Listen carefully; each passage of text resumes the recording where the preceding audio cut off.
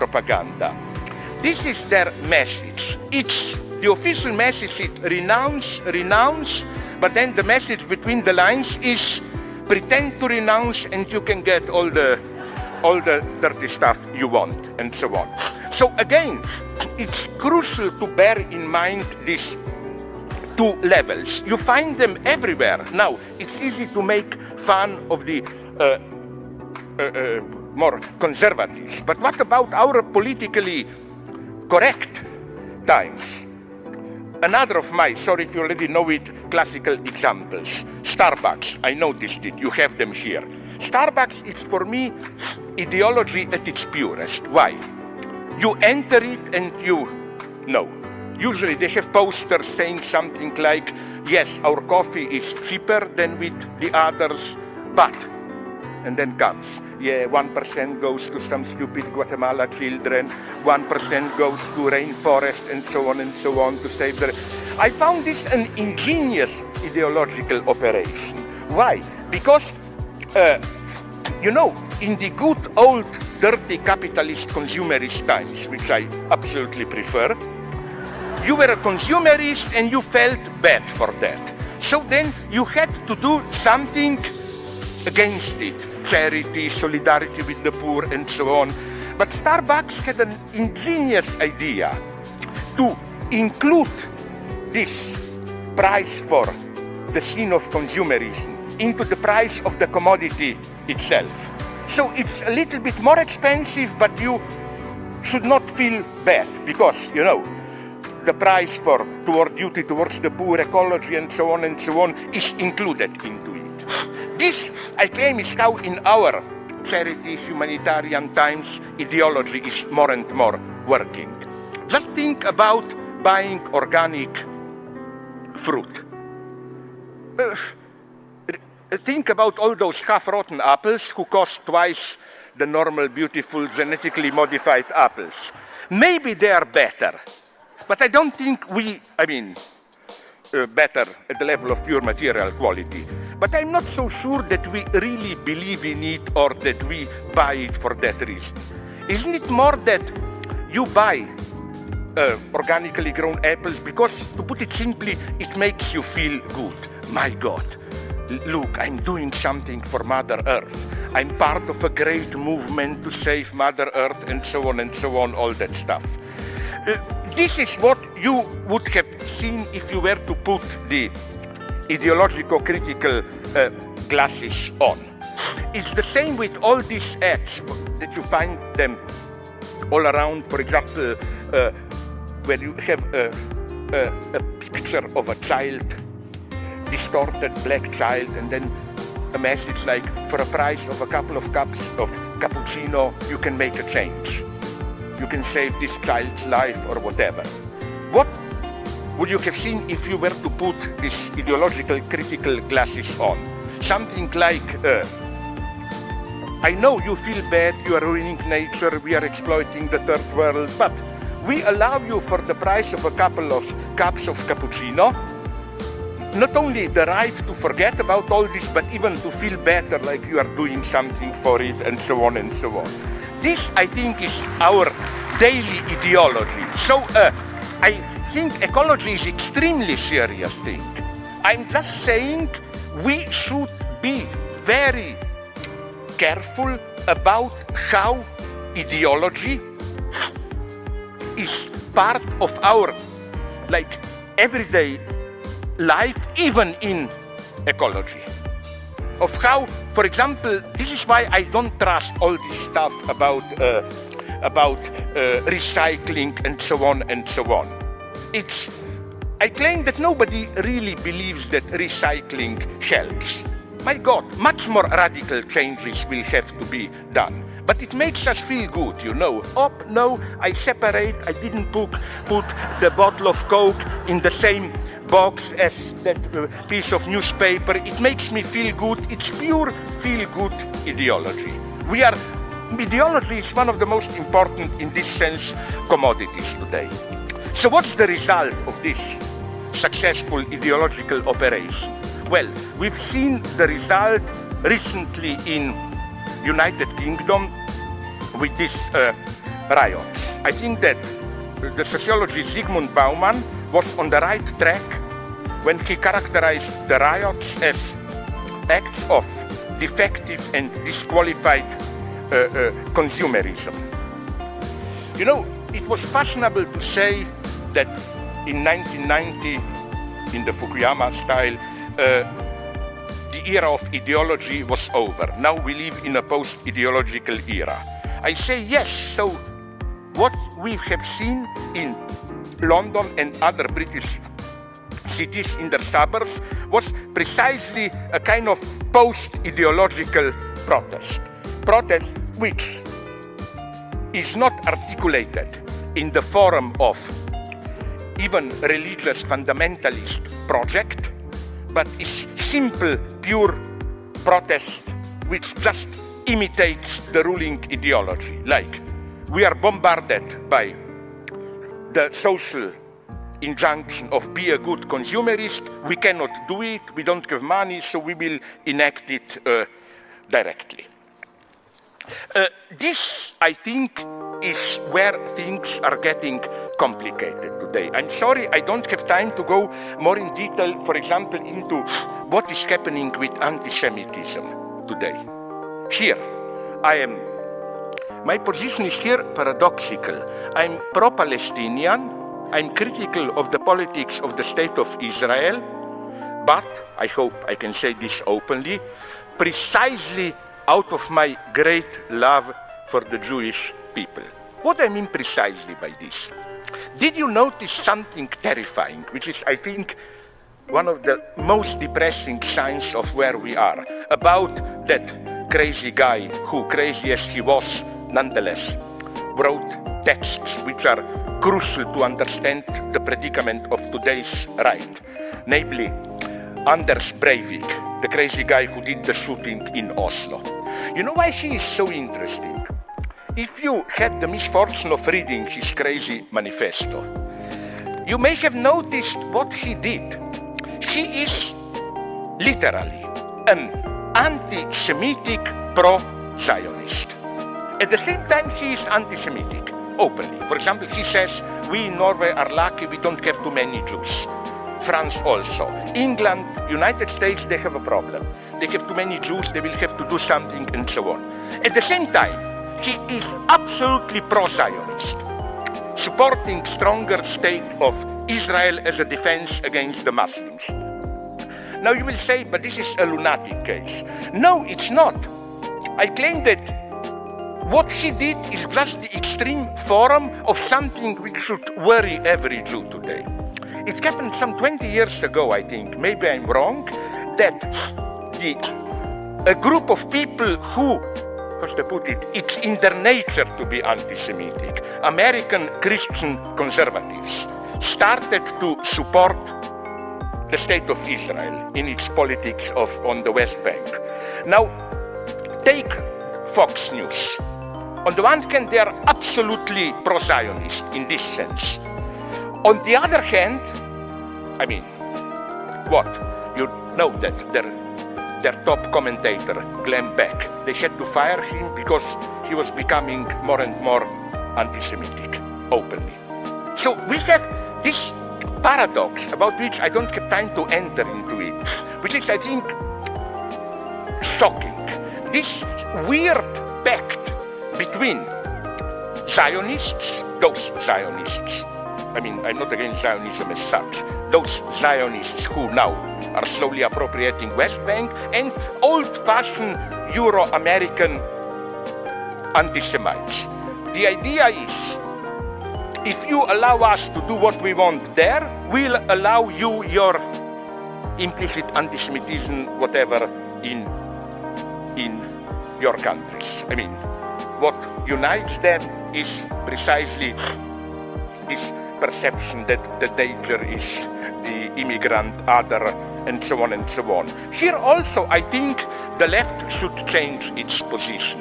You know, it's very fashionable to be this self-torturing, guilty guy, like when you have conservative defenders of Judeo-Christian European civilization to say, oh no, we are guilty, imperialism, killing the natives, all horror stems for us.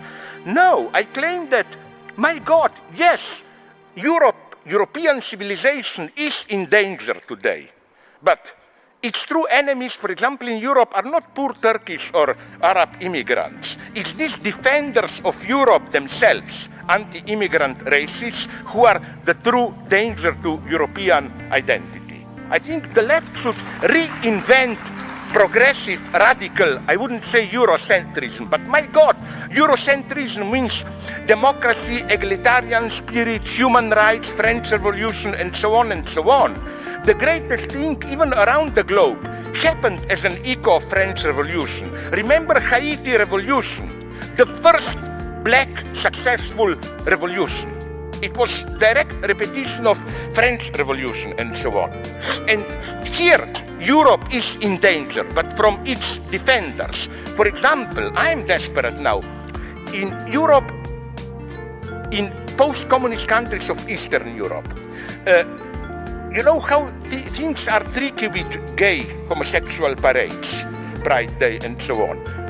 If you organize one in Eastern Europe, it will probably be prohibited or brutally attacked by Christian counter-demonstrators. Like in the Croat city of Split, a weird thing happened a couple of months ago. There was a gay parade, but it looked like this. Some 800 gays protected by 2,000 policemen from the rage of 8,000 people around them attacking them. I read today in a newspaper that which I think it was even in Czech Republic or where, that gay parade was prohibited, claiming that it would arouse public opinion and so on and so on. While whatever you say, for example, about Turkey, at least there was, a couple of months ago there, a big gay parade, tens of thousands of people without any counter-demonstrations and so on and so on. So again, the situation here is getting extremely complex, but we don't have time to go into it. Just let me go to the final part. What is effectively happening here? Where do we stand with global capitalism? I tend to agree with the idea proposed by my good friend, American Marxist Frederick Jensen, that one should reread The Capital by Marx, focusing on the notion of unemployment. Unemployment is structurally inseparable from the dynamic of accumulation and expansion, which constitutes the very core of capitalism. And the idea is the following one, that today, more and more with this incessant technological renewal, revolution, and so on, unemployment is becoming a key feature. Today's world marker is a space in which everyone has once been a productive laborer, and labor has everywhere begun to price itself out of the system. We have even whole nations, massive populations around the world who are, as it were, dropped out of history, who are excluded from the modernizing projects. We have so-called failed states, rogue states, Congo, Somalia, victims of famine, ecological disasters, states caught in pseudo-archaic ethnic hatreds, objects of philanthropy and NGOs, or of the war on terror.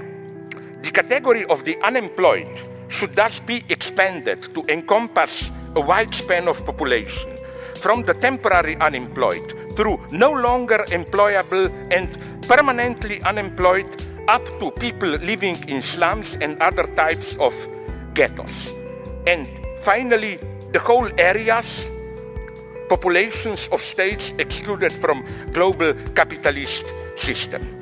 So this is, I think, one fact which is absolutely crucial to grasp today's global capitalism, that it is with its expansion producing more and more inherent exclusions. The whole areas left out there, as it were, out of history.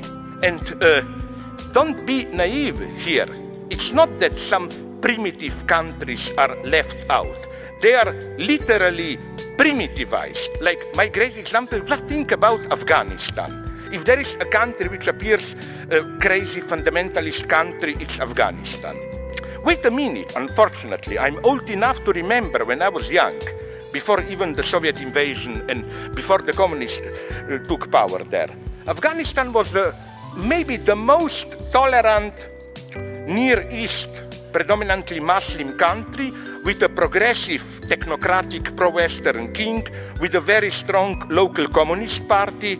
Absolutely not, and with a great tradition of multi-religious tolerance.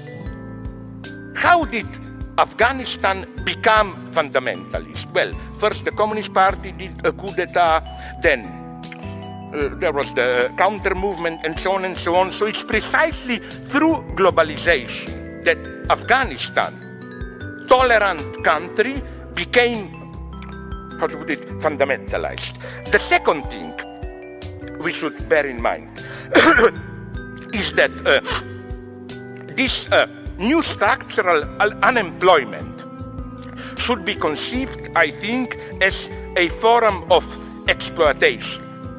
Exploited are not only workers producing surplus value appropriated by the capital. Exploited are also those who are structurally prevented from getting employment. All those excluded. Which is why I find this very interesting. Did you notice how the only original leftist idea of the last decades, economic idea, is the idea of basic citizens' income, which is basically a form of a rent. The idea is to save capitalism by enabling precisely those unemployed to get some basic rent and to survive, but also to still function as consumers. Why is this so interesting? Because I claim we should here think further than Marx, in the sense that today we are somehow returning from profit to rent. Think about Bill Gates. How did he become? He no longer is. I know that Mexican guy is now the richest man in the world. I don't think he was ultra exploiting his workers or what. I think it is rent. Something is going on today, masked as technological innovation, computer clouds, and so on, which is that, you know, Marx at his best, but at the same time at his worst, thought in a very naive way that the moment the main source of wealth is no longer physical work, but knowledge, shared knowledge, social knowledge, productive knowledge, whatever Marx called this in English general intellect, that the moment this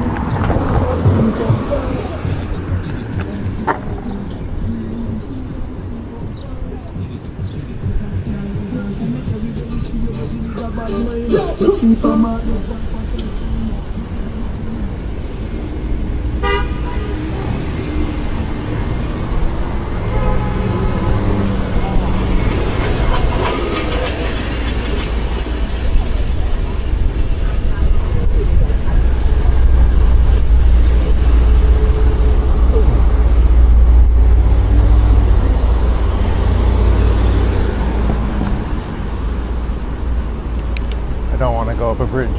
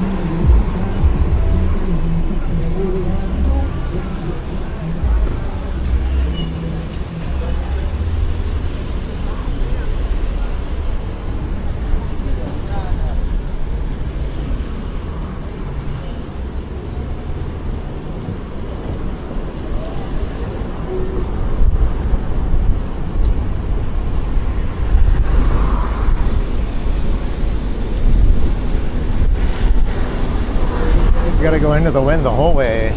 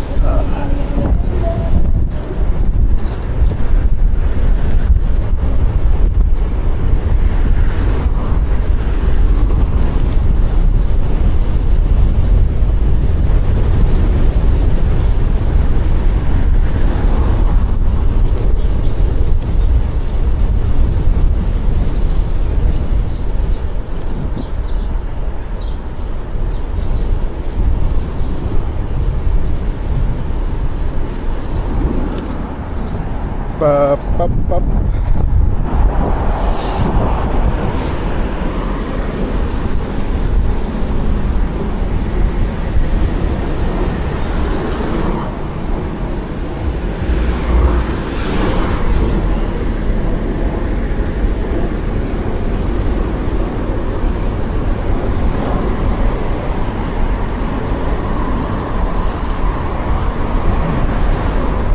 These guys.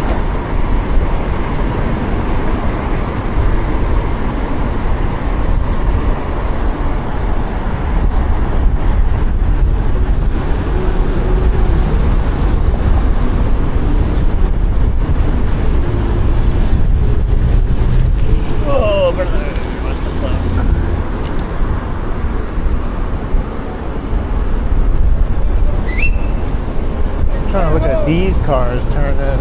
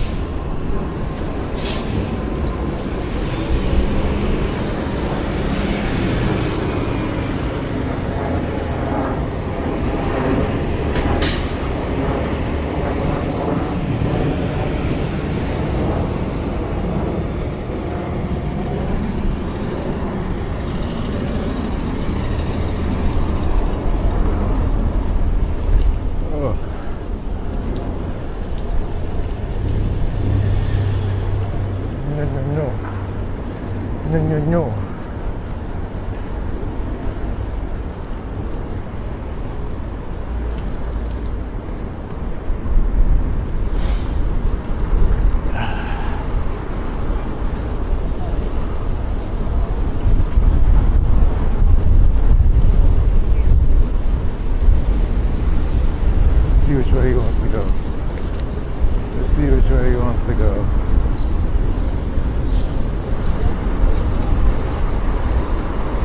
Which way?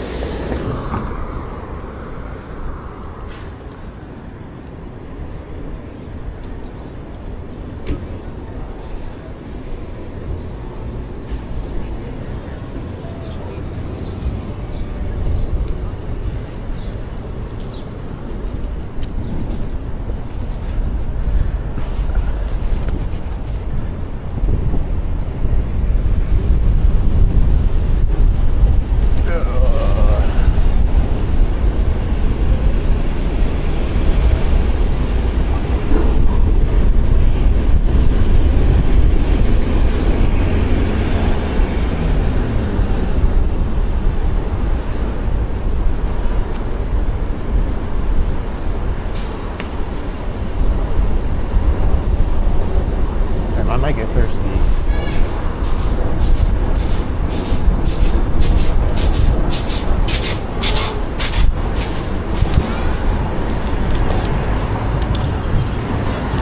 You're gonna go that way, but you're gonna take the whole lane to do it.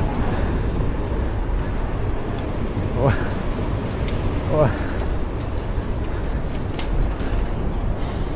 Like,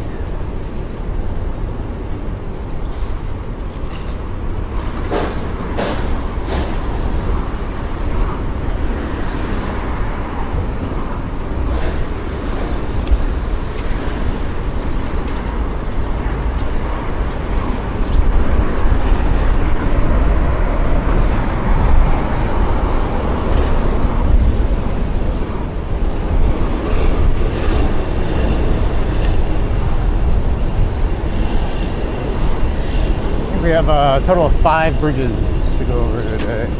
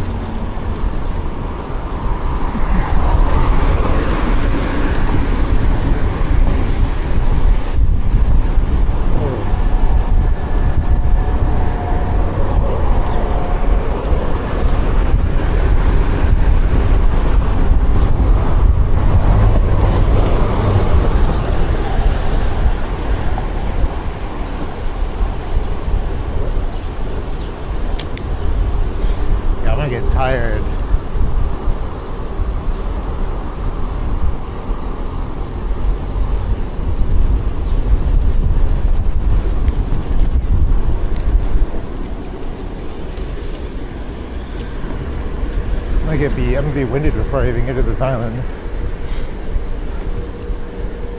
We're supposed to be island boys.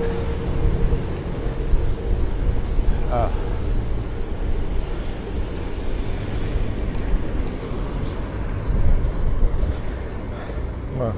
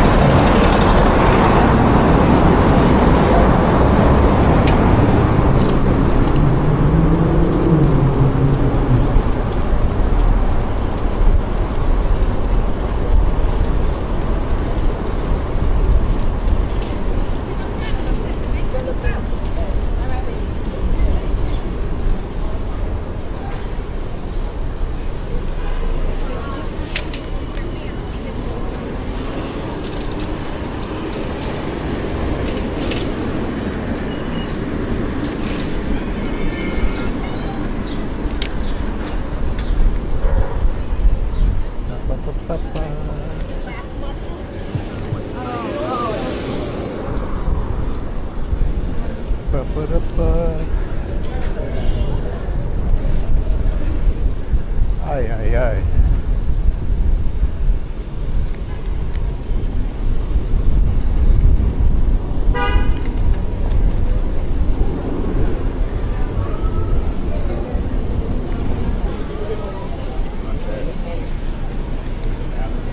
This part of fucking town is crazy.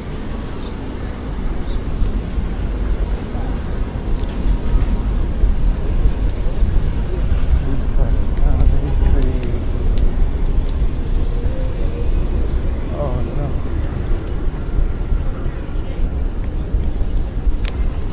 Oh no.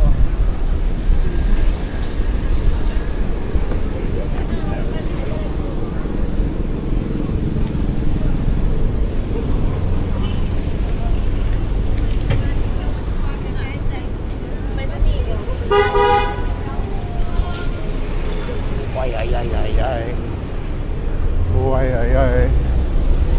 Damn, this whole fucking part of town is just wild.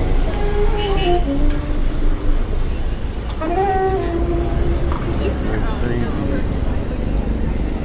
a crazy area. It's like more people than in Manhattan are down here.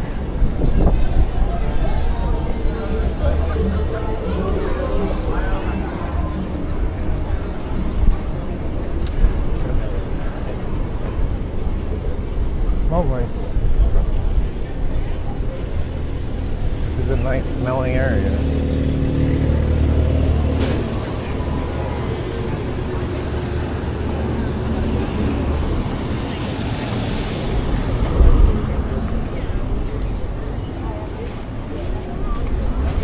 That's nice.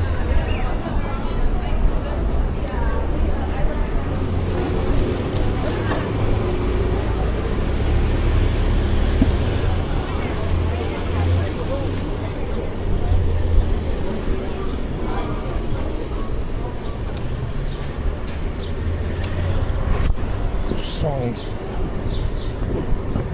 Tipo.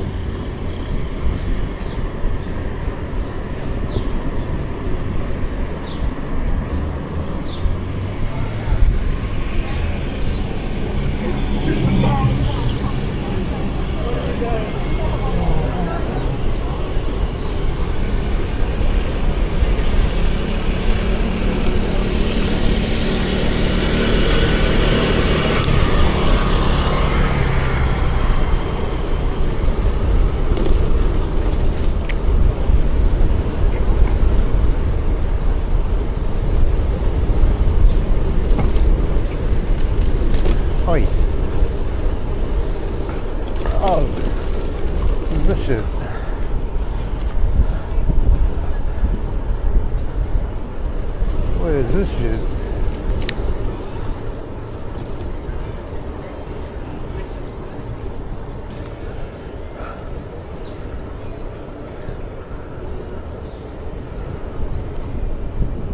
Is this just where everyone lives?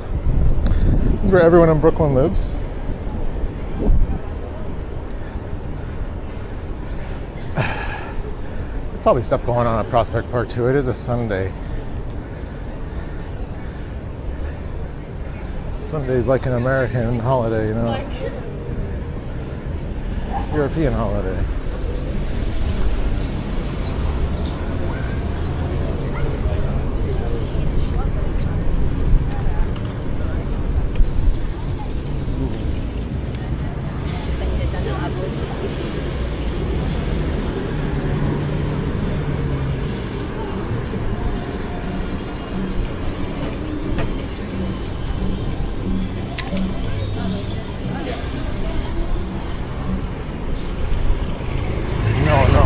Don't do this. Don't do it. Thank you. Thank you. You're going so slow. I was gonna let you go, but you're too slow.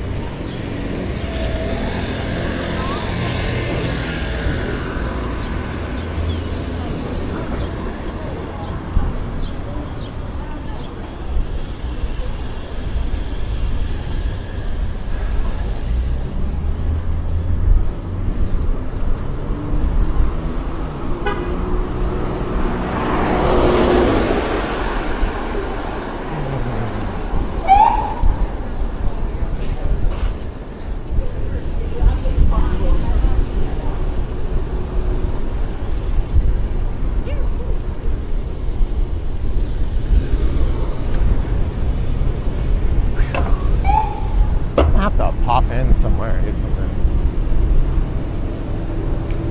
Like Gatorade.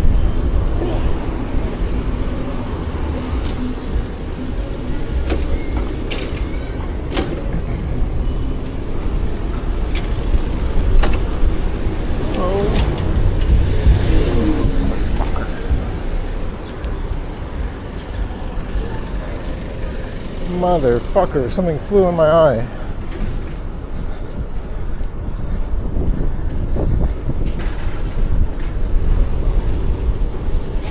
Oi.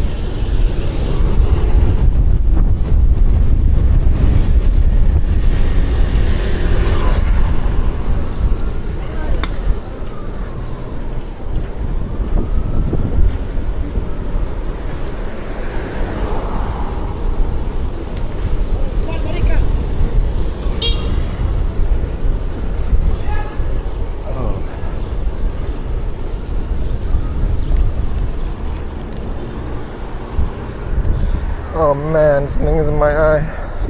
I think it actually went out, but what the fuck was that?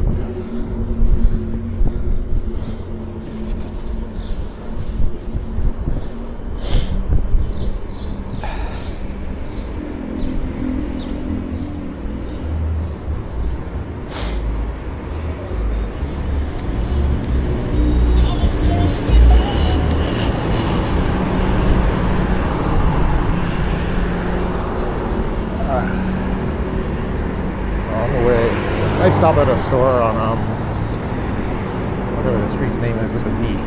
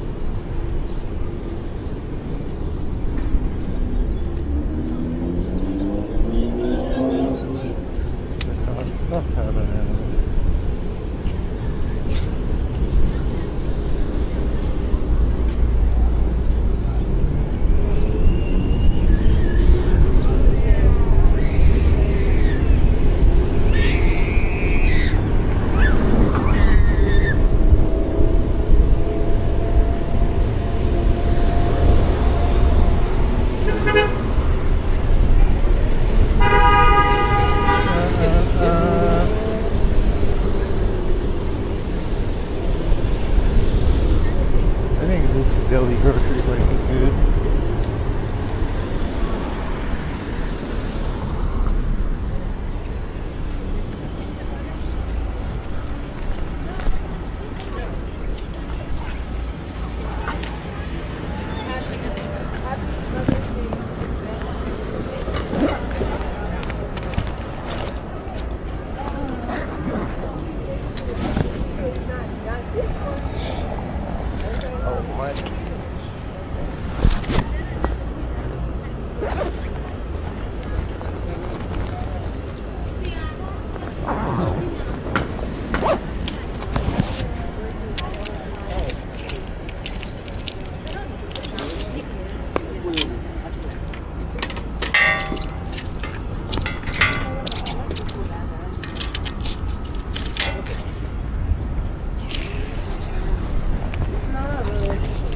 We're about to go back.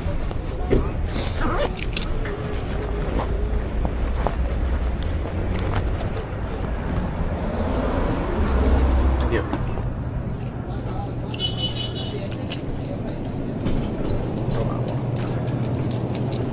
Yeah, snack.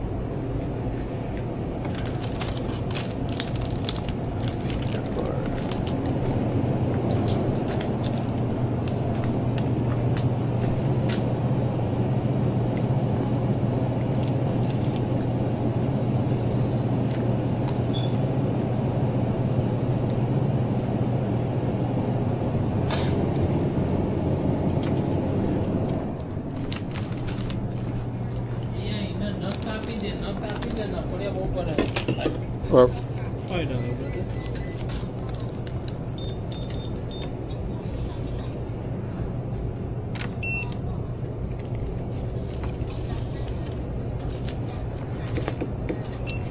Thank you. thank you.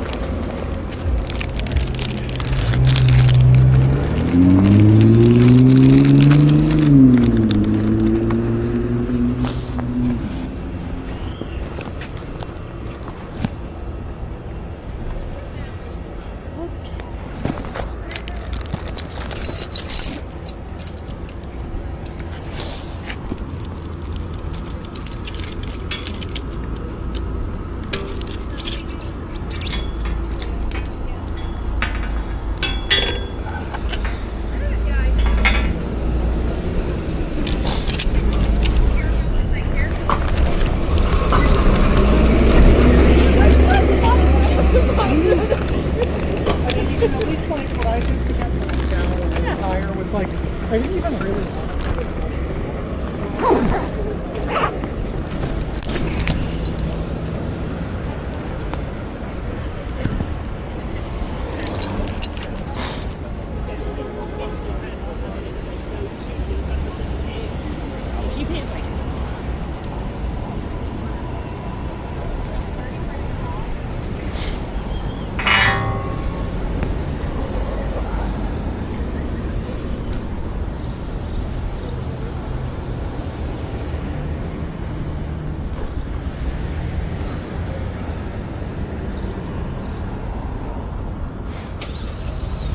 It's hot.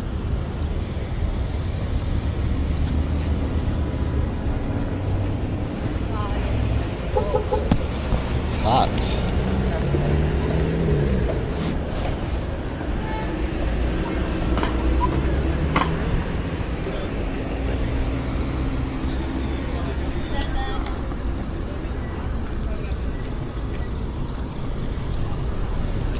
need some breeze.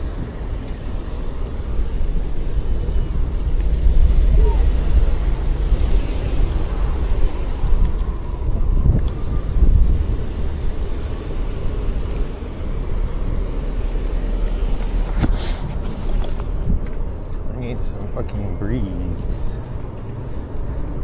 I'm gonna take my pants off.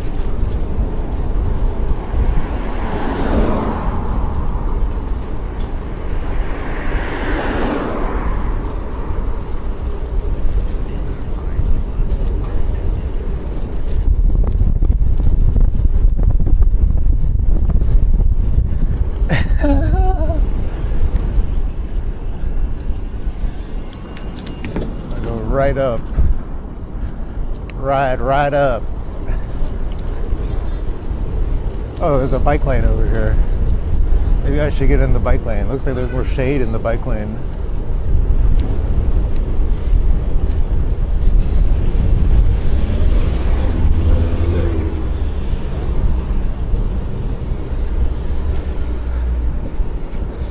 Jesus Christ.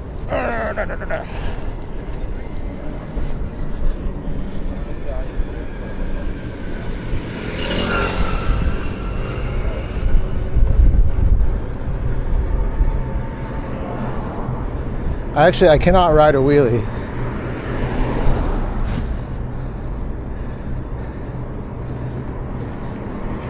Maybe on a smaller bike.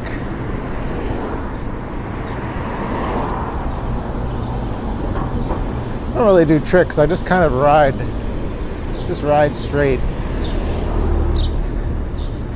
In a straight line.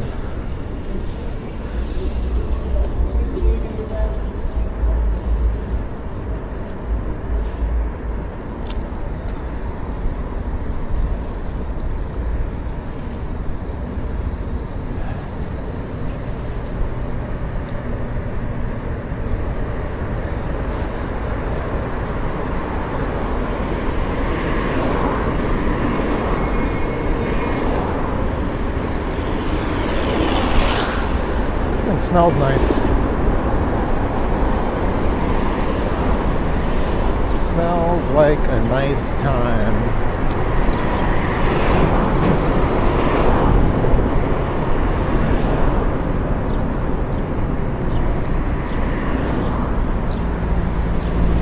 This is so fucking stupid. This fucking bike lane. Oh.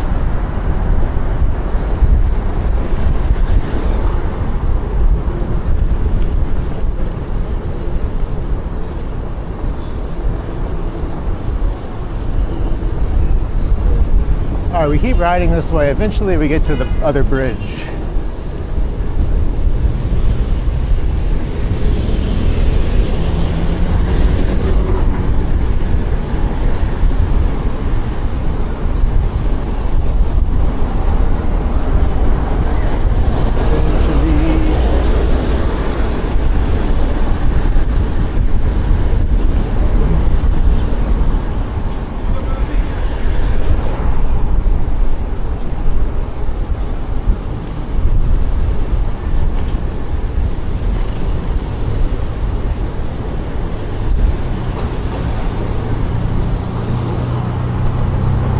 See, look, it goes back to a two-way bike lane again.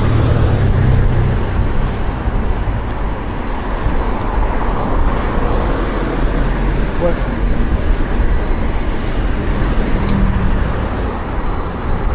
I want to get in that two-lane bike lane. So I'm gonna turn. Oh yeah.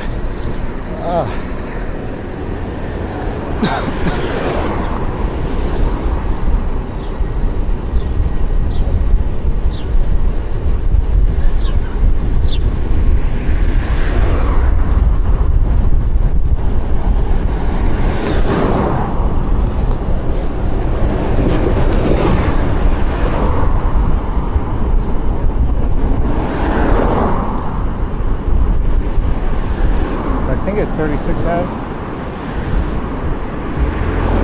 Mistaken.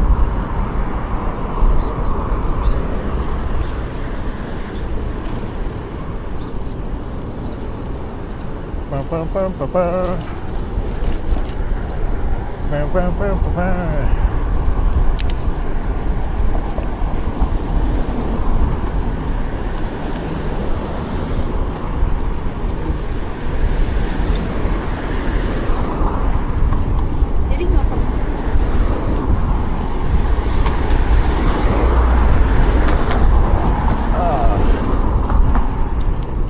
This is just a taste of what going over the Queensboro is going to be like. Oh, okay.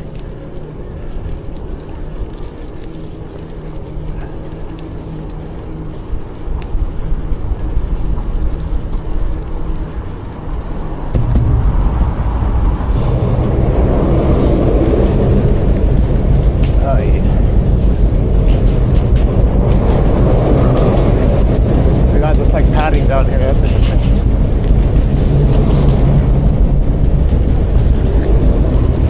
Low pro. Yeah. There's a parking garage over there.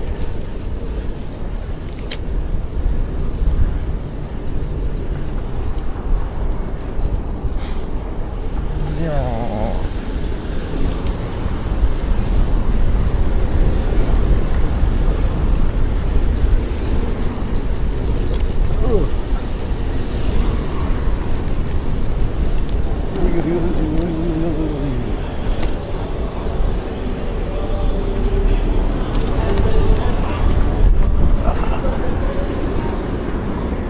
Alright, we're on Roosevelt Island. Someone died here, apparently. It's comforting.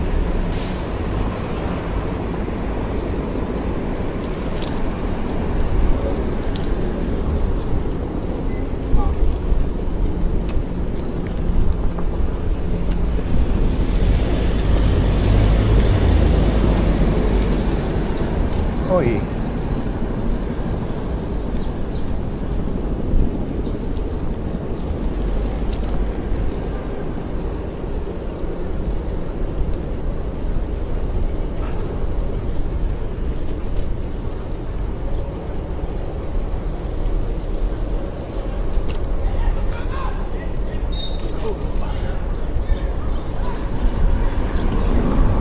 Roosevelt Island has some activity.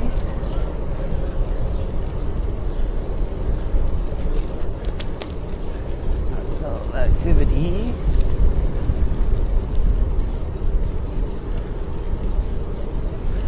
Don't run me down. No, no, no.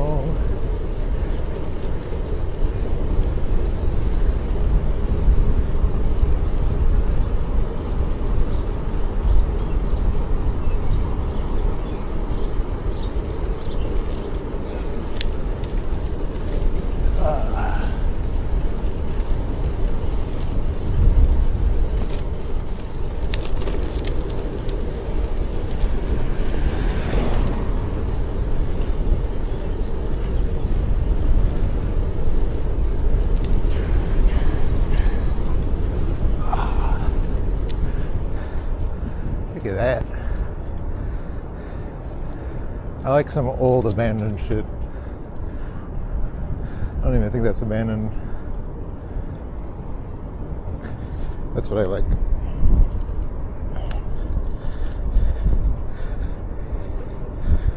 Meow.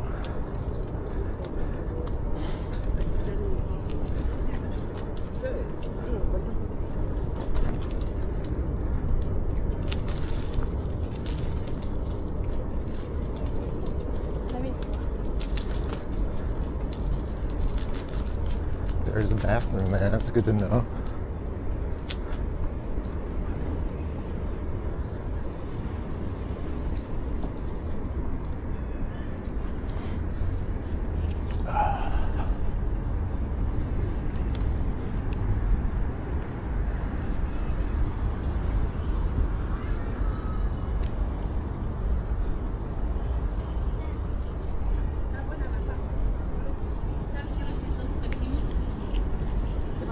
Tapi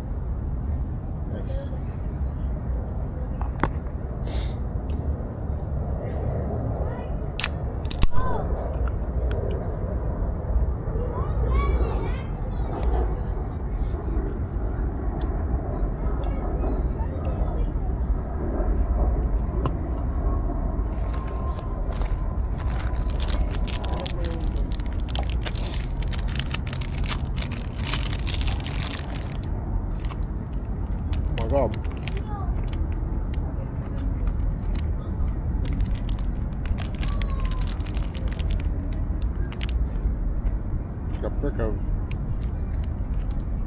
like caramel and peanuts.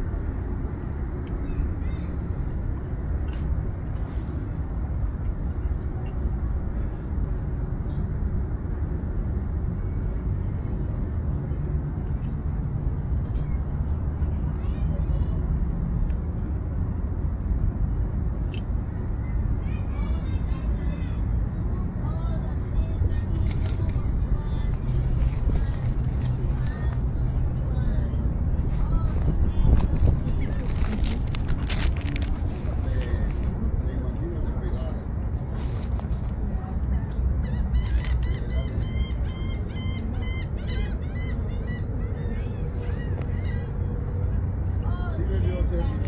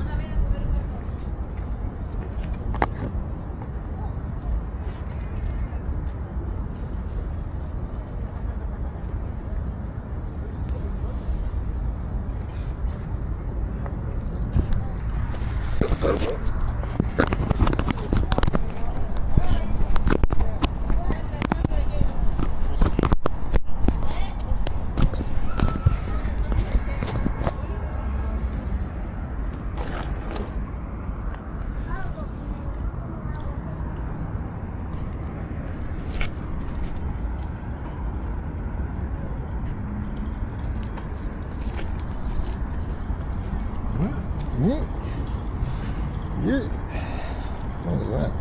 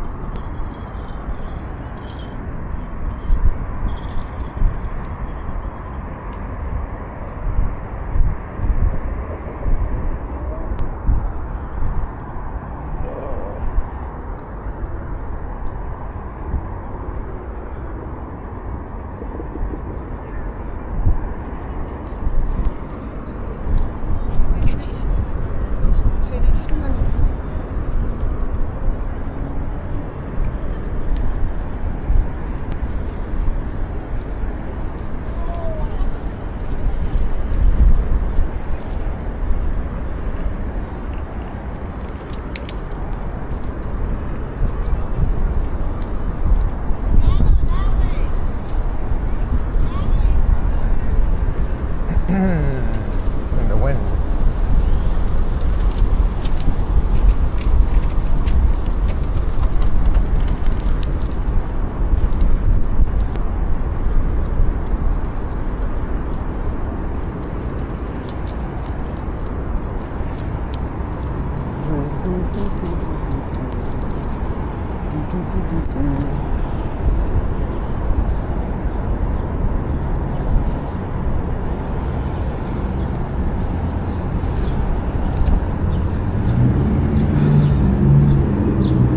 Going to the Queens Bridge.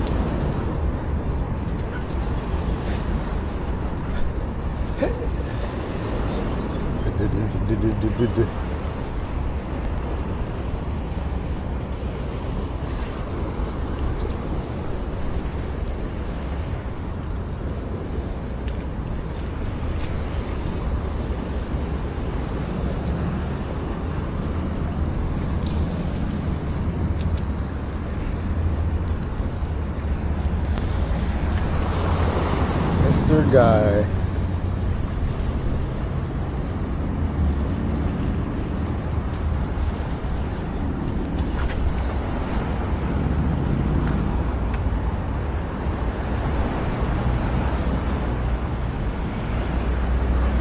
Damn.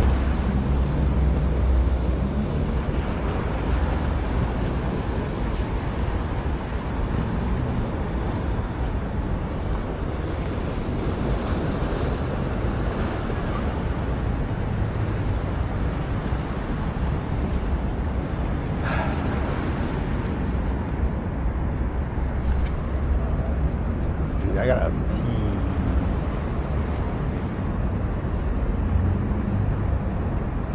Got a pizza. I'm really not looking forward to going over the bridge.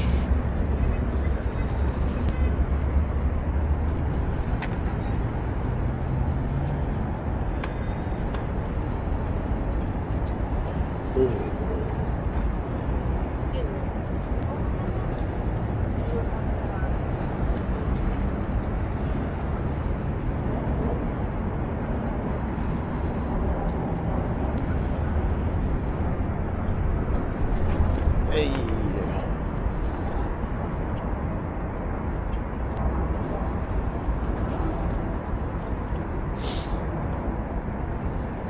Roosevelt Island. Wow. Wow. You really are an island boy now. Let's get this shit off my lens.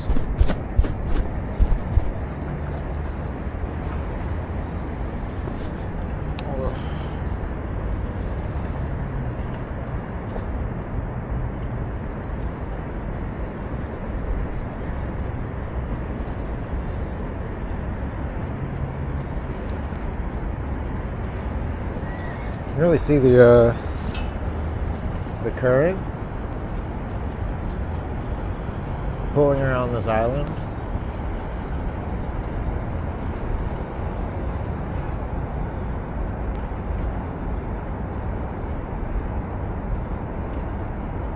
It's crazy. It's crazy. All right, we gotta get to Central Park.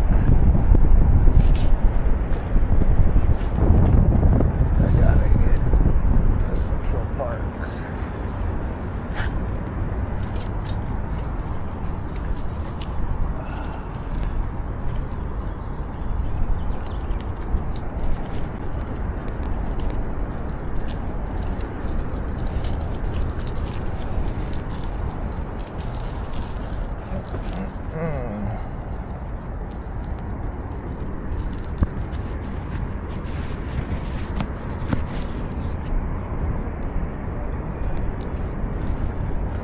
I should have put sunscreen on my face. I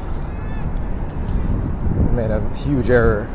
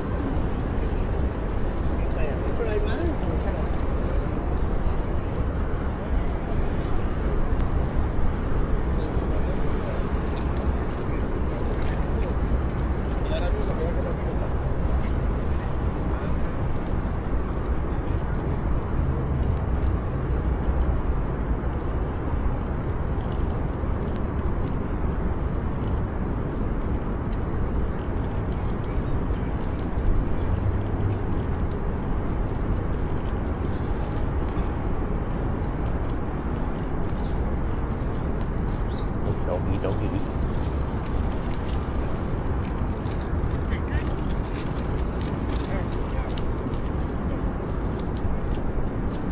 Doggy, doggy.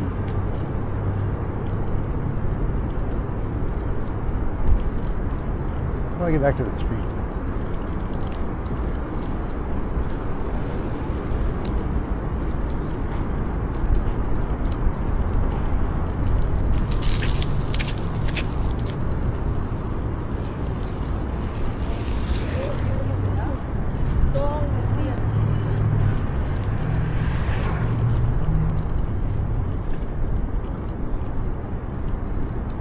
Oh, that way? No, just keep going and then we'll go back up.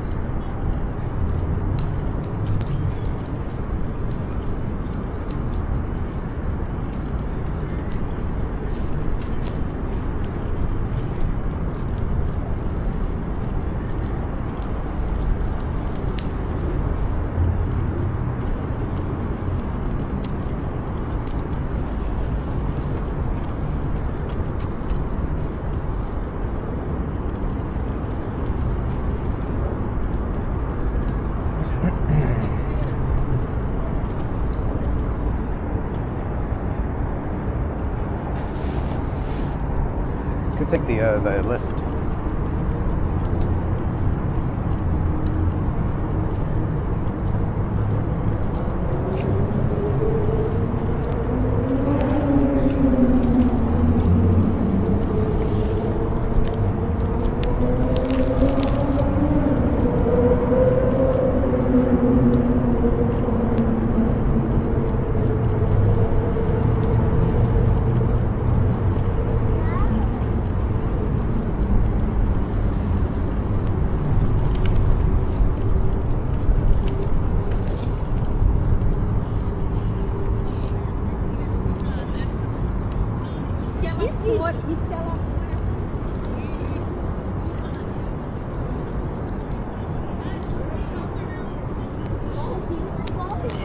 No, we're just gonna bike it.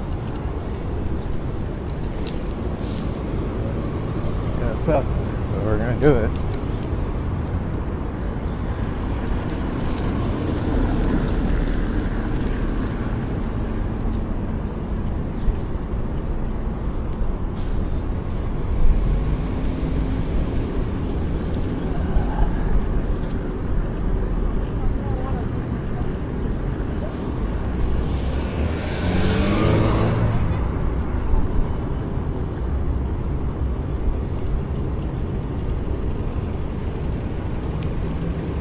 I think the bridge is up here, I'm not sure.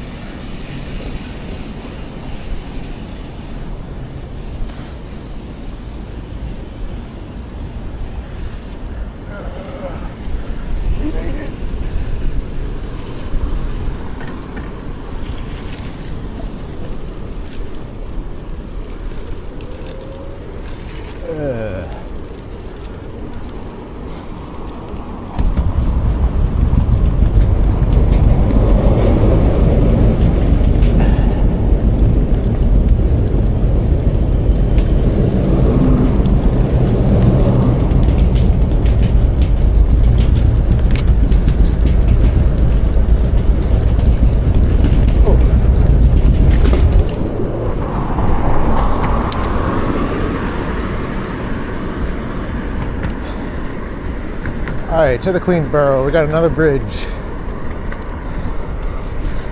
Another fucking bridge.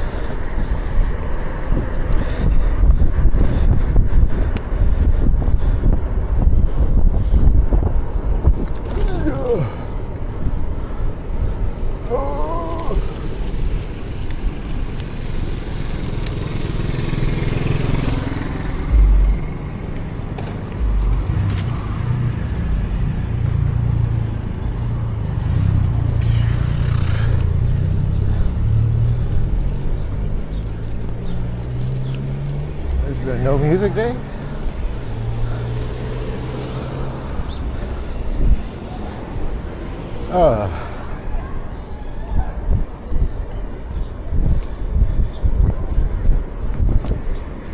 Dude.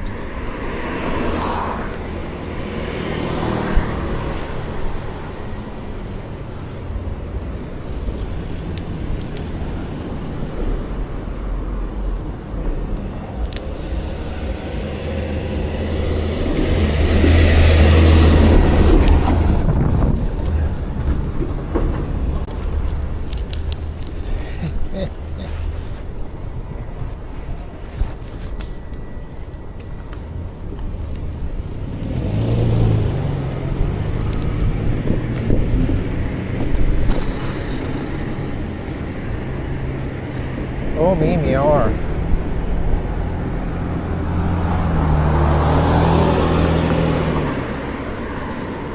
Just gonna go into Manhattan, quick stop at Central Park, and then gonna ride Broadway down. I think we're gonna ride it all the way down to the Brooklyn Bridge. Oh, you know, I'm gonna make a detour and get some food, but then we'll keep going.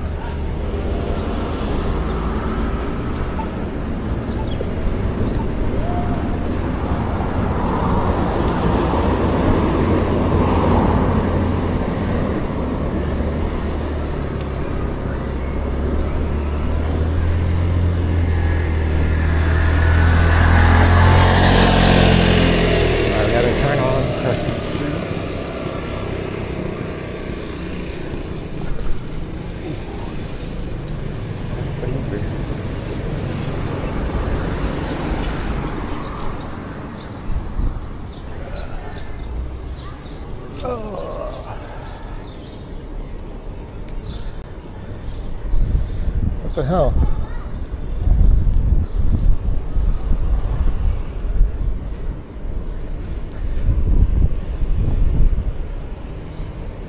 Yes. Yes. Just send that.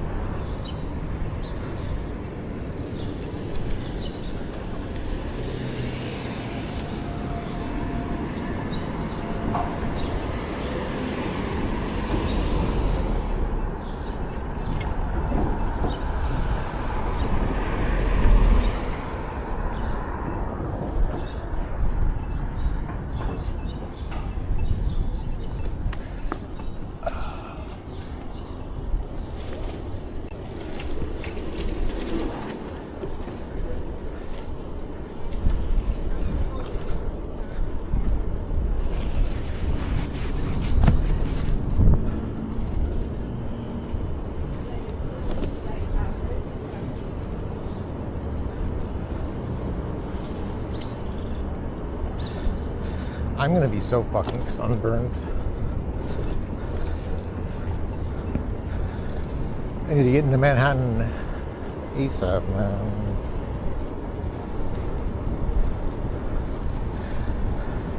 I need to get between the buildings before I get cooked.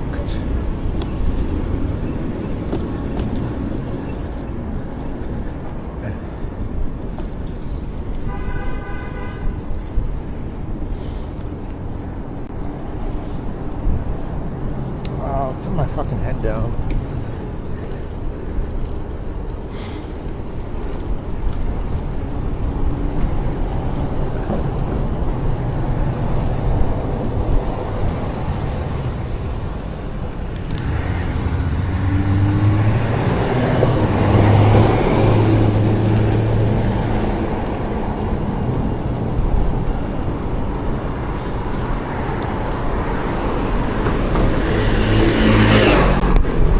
This bridge sucks, but you gotta take it.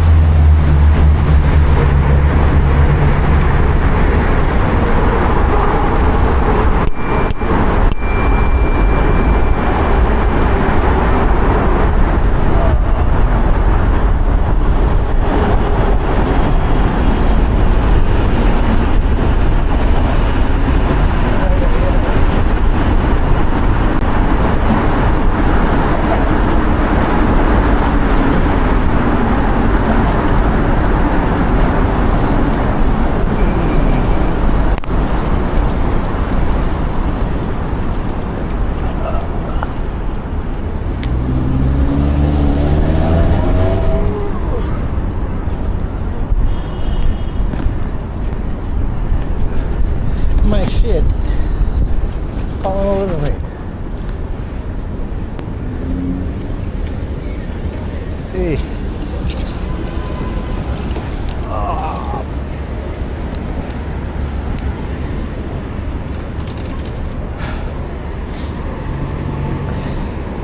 Jeez.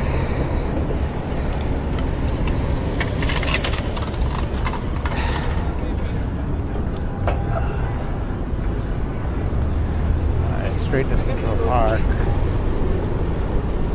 I can chill for a sec.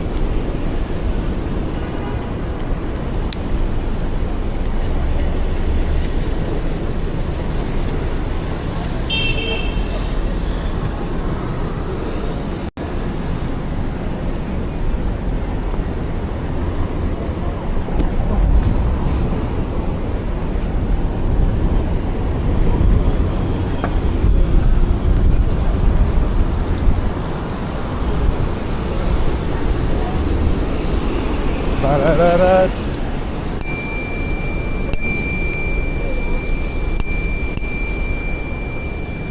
Ding dong.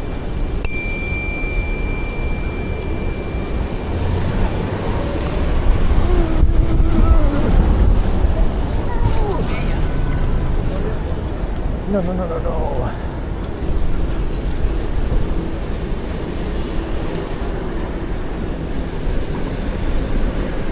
We got someone salmoning up this way. Hey.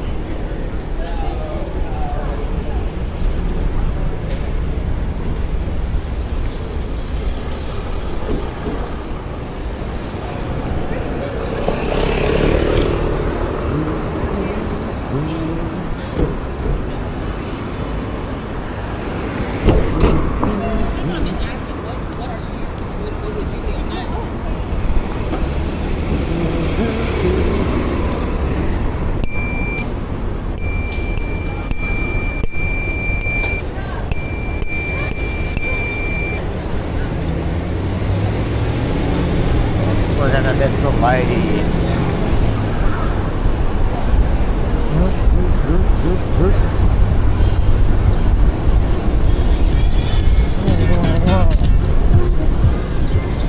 We didn't miss it. We're good.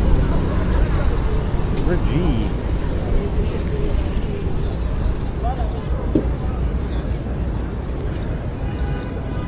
We're all G.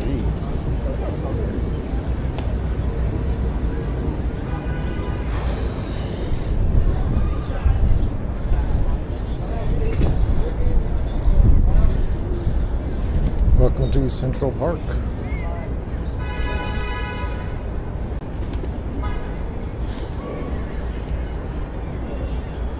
It's fucking crowded.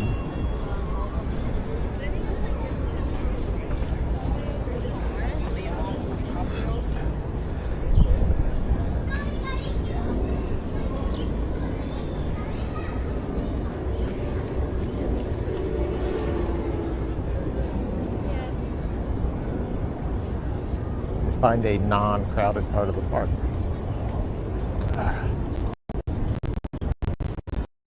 Want a bench?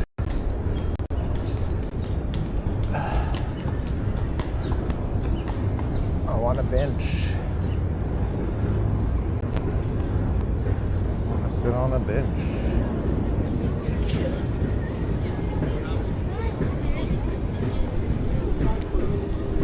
Hey. Hey.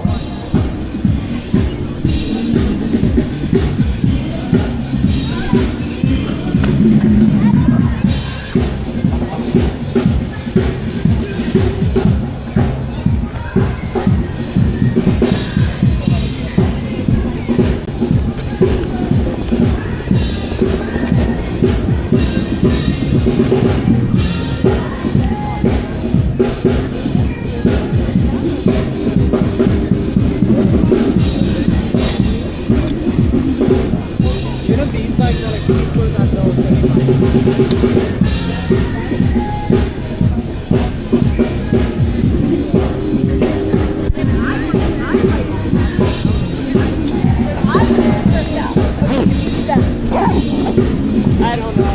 It's a fine line.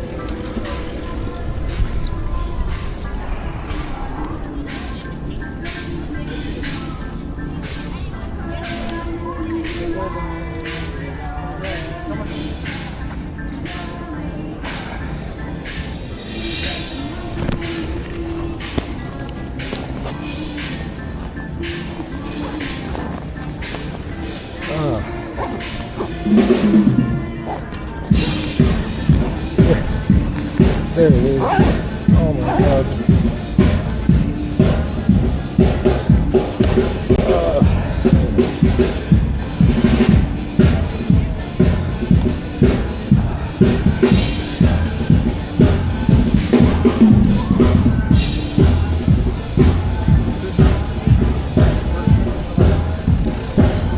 Just having a moment.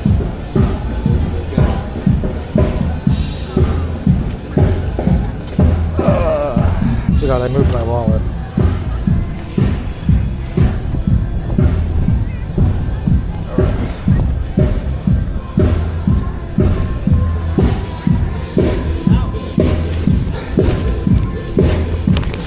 Damn, I thought I lost the wallet.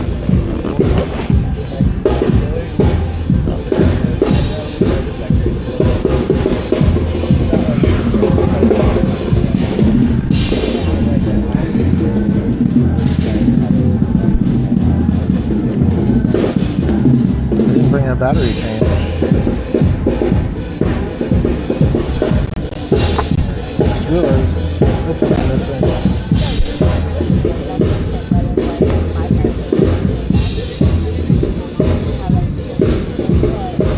Yeah, I only have a little bit left. Well,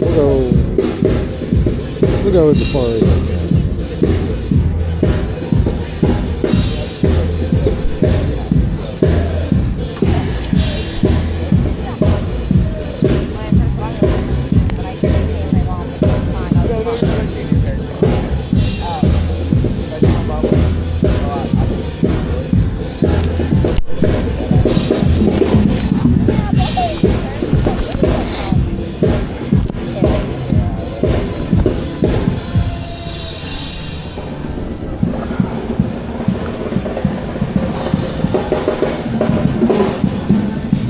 I'm not leaving anything, am I? Alright. I remember where my wallet is now. Battery's probably gonna die.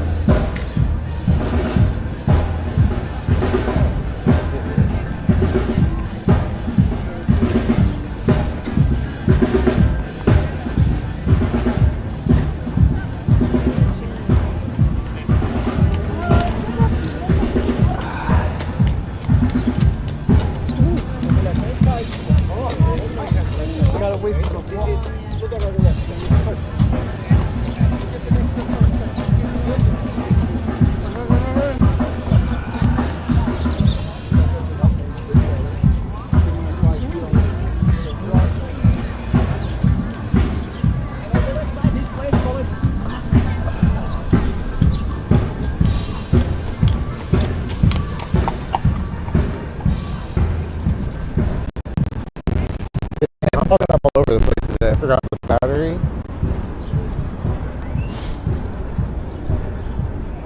Whatever, I did what I wanted to do.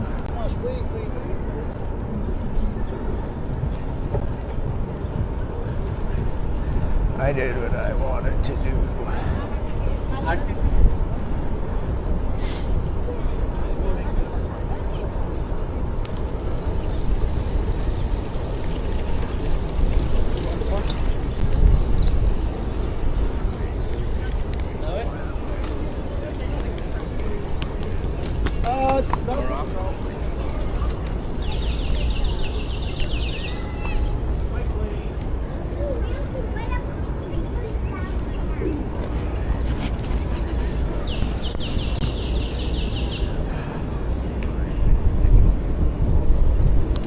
Boop, boop, boop.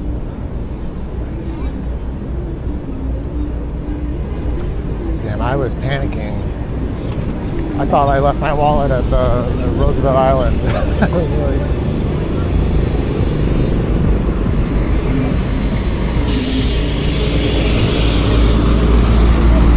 That would actually be a lot smarter than Broadway, I think.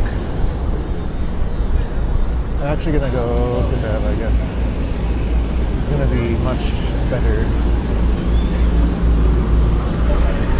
much more direct than reading through fucking Times Square.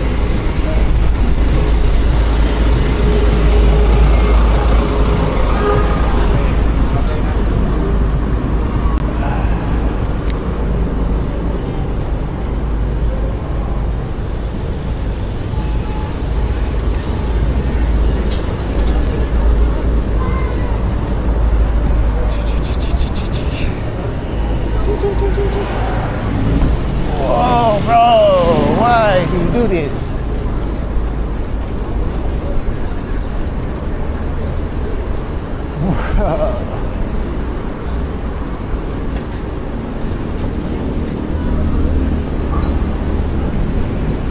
But that was fun anyway. You know, like almost getting hit by a cab. Almost getting hit by a cab, fun.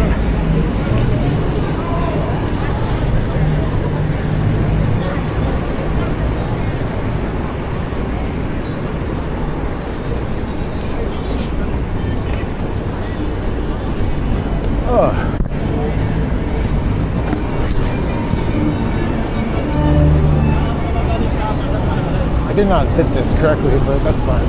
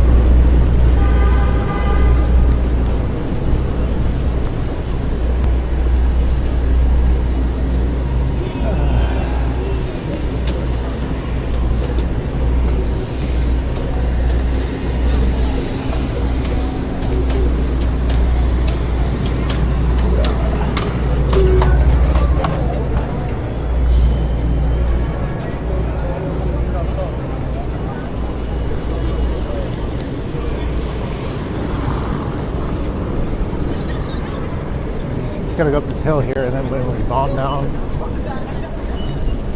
in Mary Hill, it's so fun.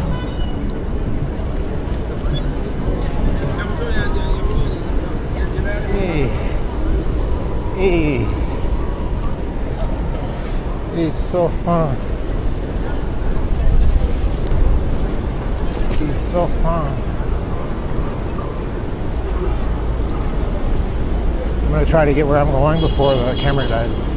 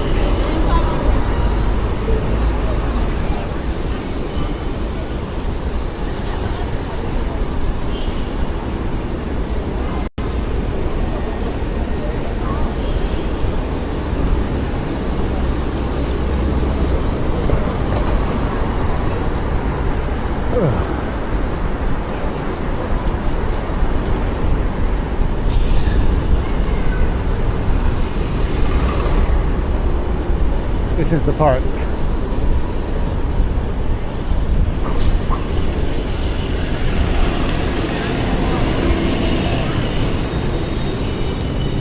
Is this guy can turn? What's he doing?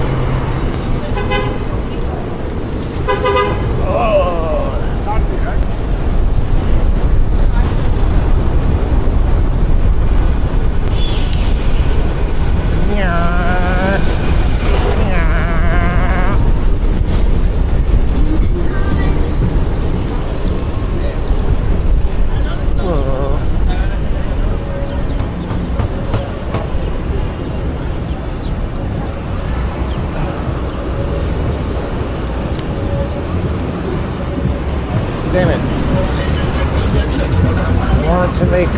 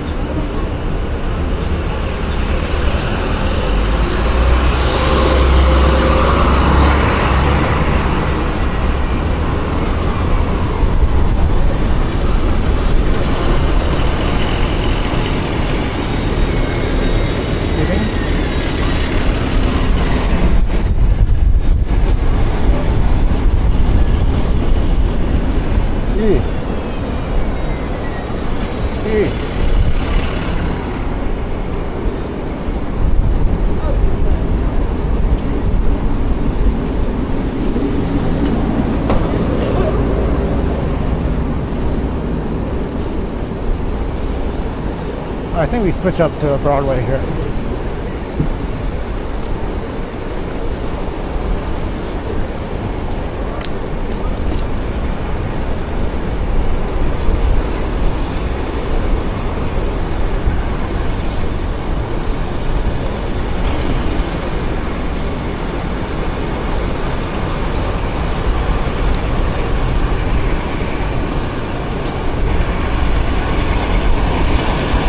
What's this?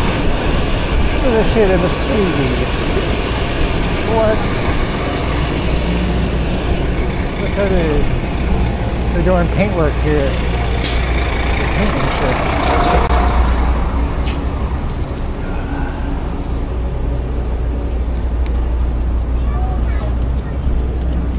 On a day like this where it's not too hot.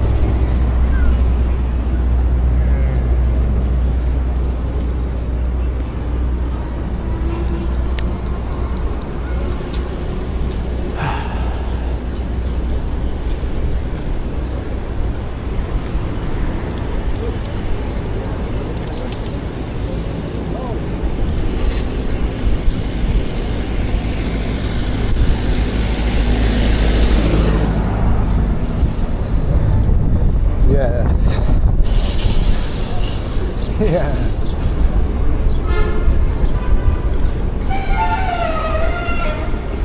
Whoa. That's the dumbest fucking bike lane in the world right there. They fucked this whole street up. What did they do?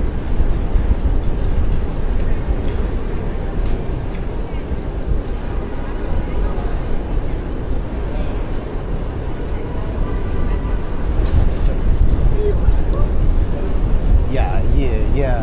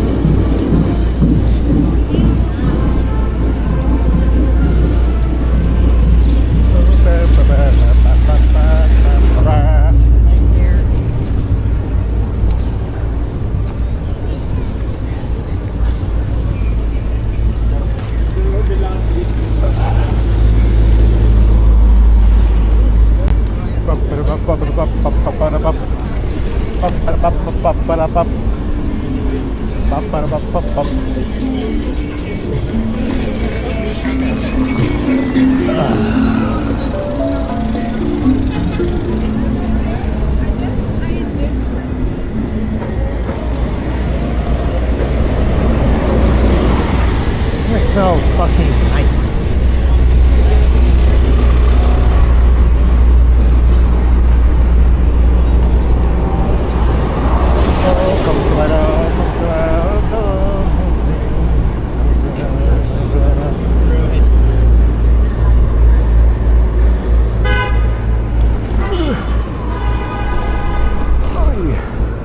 We're still going.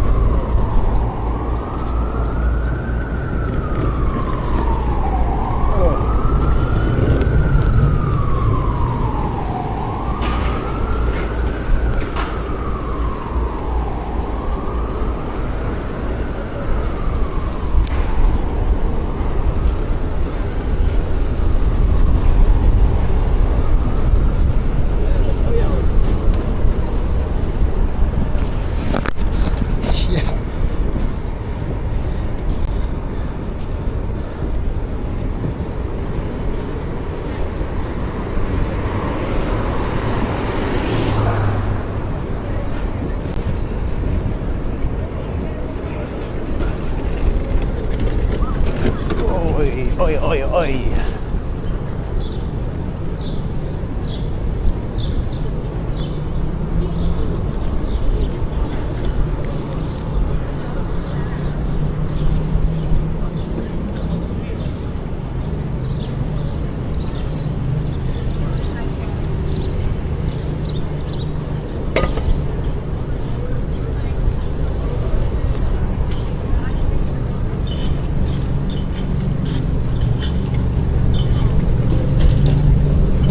No, this is the real stoplight.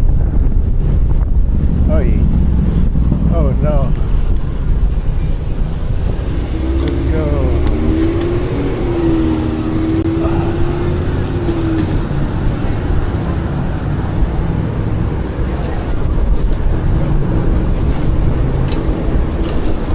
Alright, can I cut in front of all these other people? I don't think I should.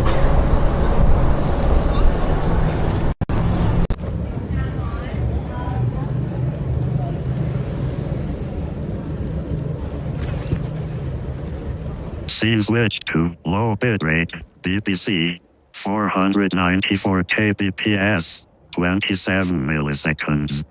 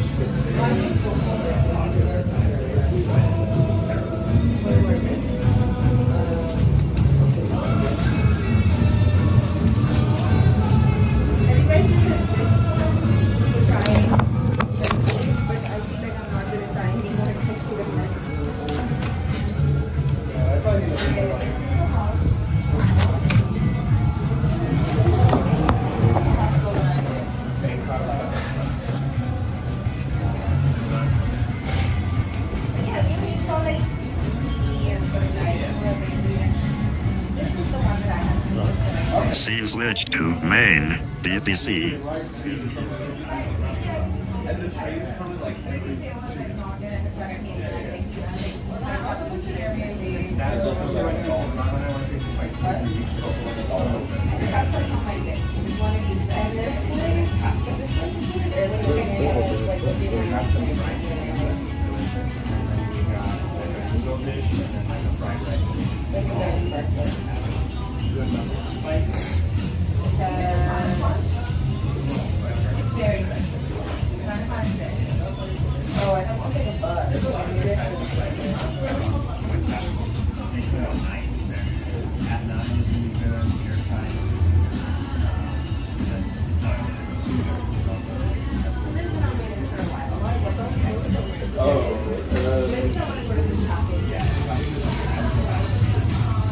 Further out, I just not walking with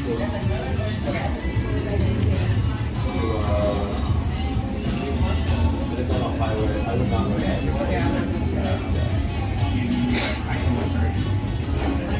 You want to be walking distance with someone?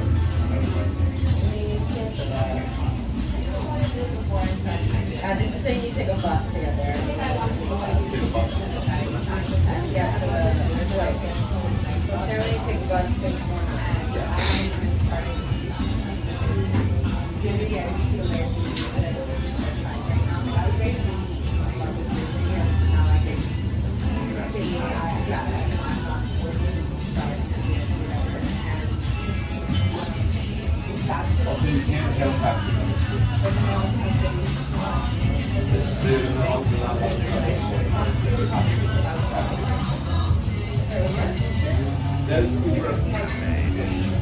There's only an Uber class for the taxi union, so that's basically Uber will connect you to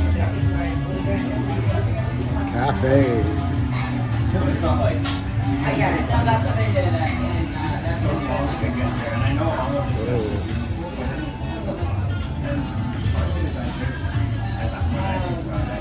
That's what it is. They have $50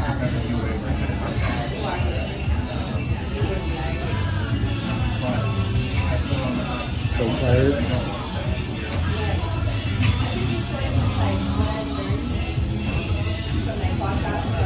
tax.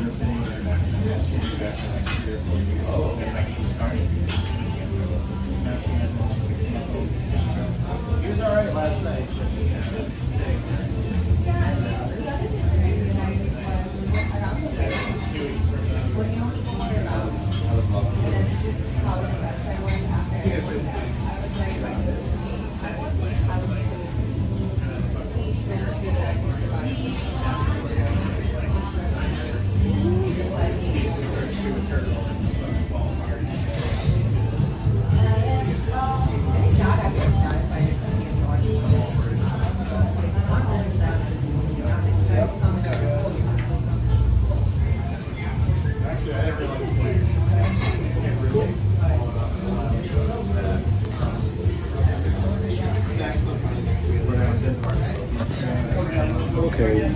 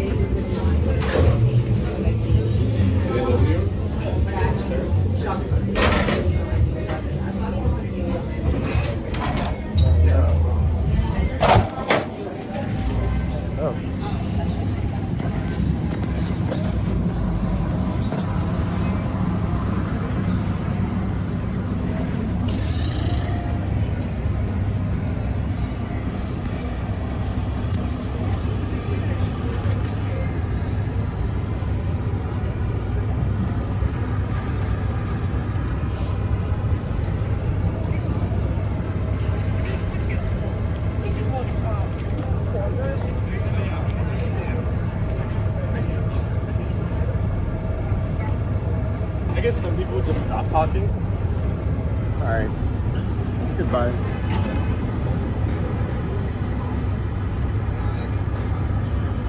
Goodbye.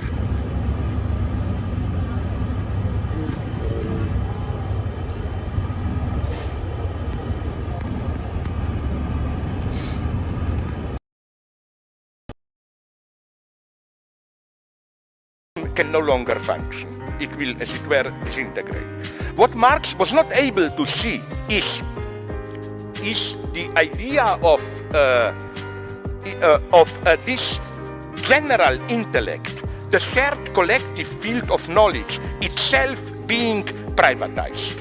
And those who succeed in privatizing it get rent, not profit. It's a return to rent. That's what Bill Gates did. Why is he so rich? Because in order for me to communicate with you, to be in touch, I have the very field shared by all of us is partially privatized by Bill Gates. It's not that he is